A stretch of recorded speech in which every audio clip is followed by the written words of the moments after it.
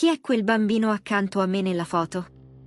È con questa frase che tutto è cominciato. Claudia stava aiutando sua madre a sistemare vecchie scatole. In una cornice dorata, sepolta sotto pile di giornali ingialliti, trovò una foto, lei, con 6 anni al massimo, seduta su una panchina in giardino. Accanto a lei, un bambino. Sguardo dolce, capelli neri, mano nella sua. Un fratello? Non c'è nessun bambino in quella foto, rispose la madre, svogliata. Claudia le mostrò l'immagine. La madre impallidì e si fece prendere dal panico. Le strappò la foto di mano e la stracciò. Ma Claudia non riusciva a dimenticare quel viso. E più cercava, più trovava altre foto. Nel telefono del padre, in un vecchio album di compleanno. Sempre lo stesso bambino, sempre vicino a lei.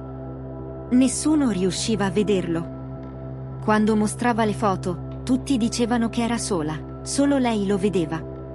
Una notte, sentì dei passi leggeri. Scese dal letto, tremando.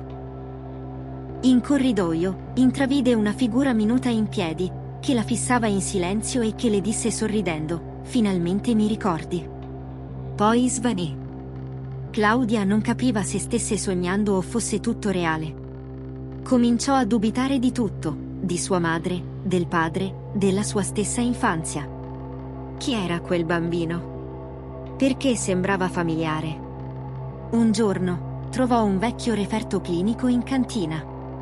Aborto spontaneo, 7 mesi, maschio, nessun nome registrato. Claudia sentì il mondo crollarle addosso. Sua madre non aveva mai parlato di una gravidanza prima di lei.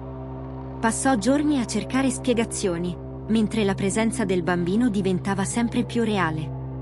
Lo vedeva nei riflessi delle finestre, nei sogni, persino nei suoi ricordi. Era sempre stato lì, eppure, non era mai esistito davvero. Una notte, guardandosi allo specchio, lui le parlò, stavolta con una voce adulta. "Io dovevo nascere.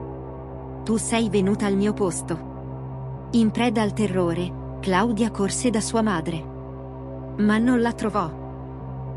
La casa era vuota. Solo silenzio. Solo la foto sulla scrivania, ricomparsa come nuova. Stavolta, mostrava solo il bambino sulla panchina. Claudia non c'era più.